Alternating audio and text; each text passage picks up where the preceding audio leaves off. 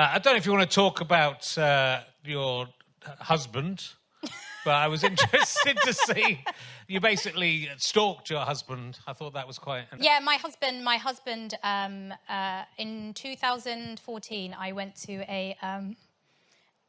I don't want anyone to think I'm clinically insane in this room, though. Yeah, I thought they're going to think that after this story as well. That makes me gangster. The good kind, not the Blue Army kind. In 2014, I went to a film festival in Hackney, and there was an independent movie that someone starred in, this African-American rapper. So he was a rapper and an actor. And, I instantly became very obsessed with him. He was African-American. I was like, I'm never going to see him in my life. And so I started stalking him on social media.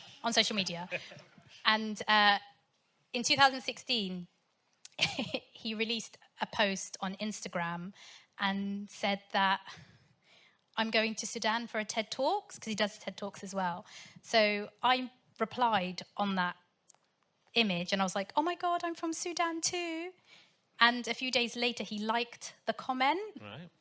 So I assumed that meant he liked me too. So I booked a ticket to Sudan. Wow.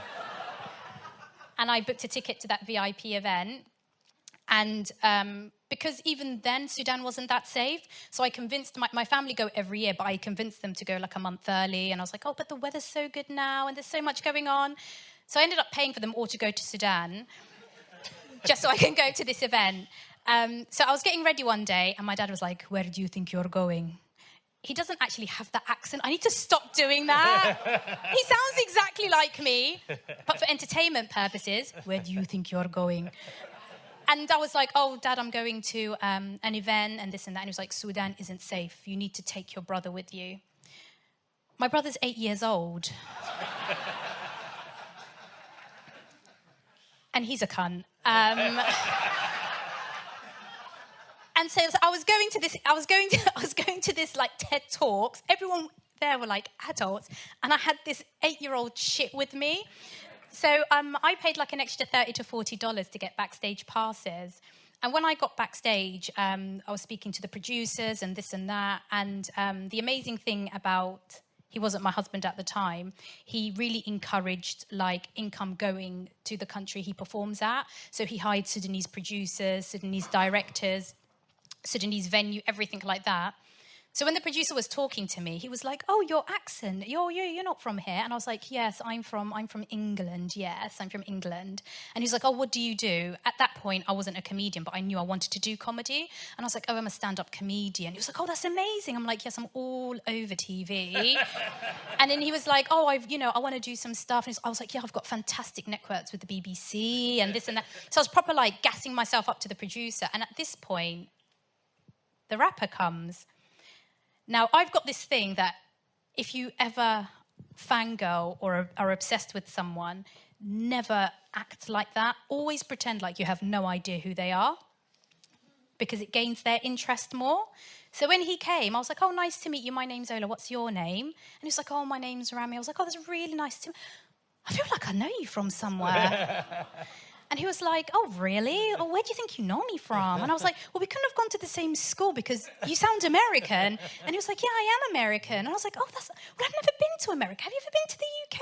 So we're there exchanging conversation. And I see my 8-year-old brother looking from him to me, to him, to me. And then eventually he's like, what are you talking about? You're always kissing his pictures on Instagram. So he was just like, ugh. So I could see that he smiled behind his hand. Everybody else was laughing. It was like, so carried on talking to the producer for a while because he wandered off. And the producer was like, oh, we're going for dinner. Would you like to join us? And I was like, yeah, oh my God, of course. But I had to bring my brother with me.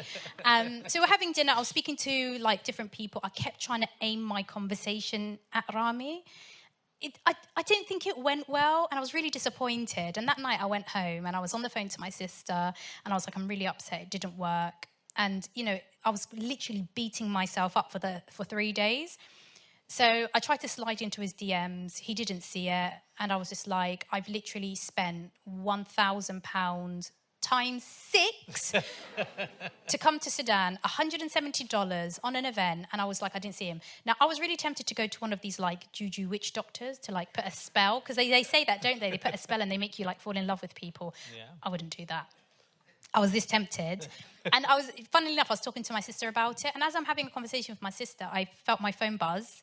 Ended the conversation, I looked at a message, and it was a message from a number I didn't recognise, and I opened it, and it was like, "Hi, Ola, how are you? It was really nice to meet you the other day. I hope you don't mind. I took your number from the producer." And it was him. Wow. And I married him 4 years later. Wow. Wow.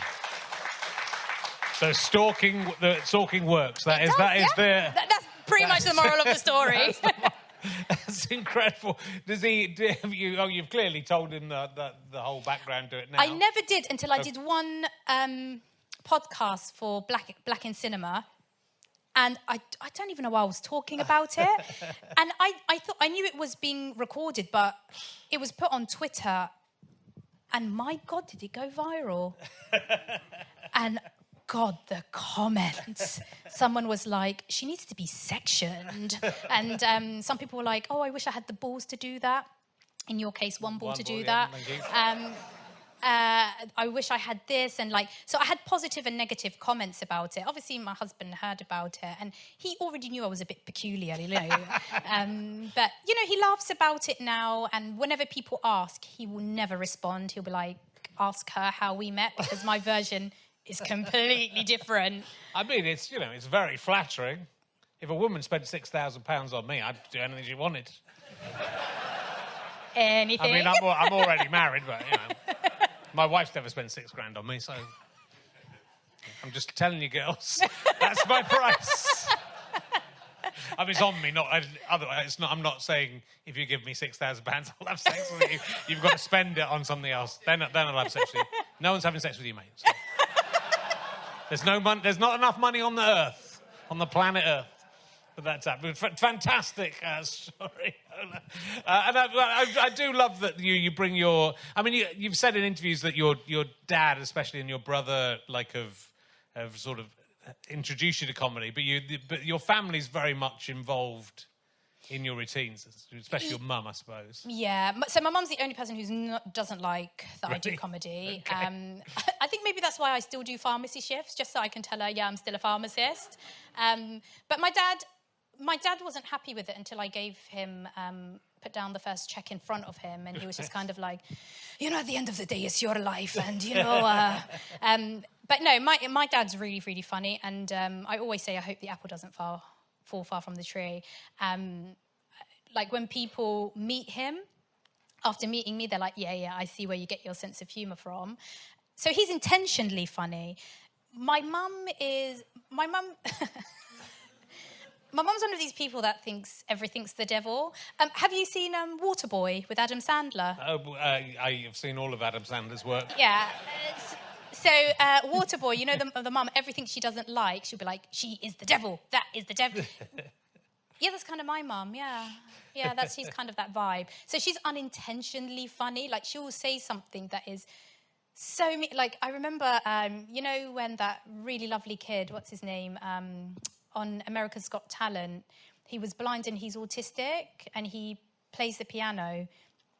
And when he got that golden buzzer, we were all celebrating. I was crying. The audience were crying. And my mum was like, why is everybody so happy? Has he memorised the Quran? And I was like, what the hell? What? What the hell? So you can kind of get the gist of her unique sense of humour.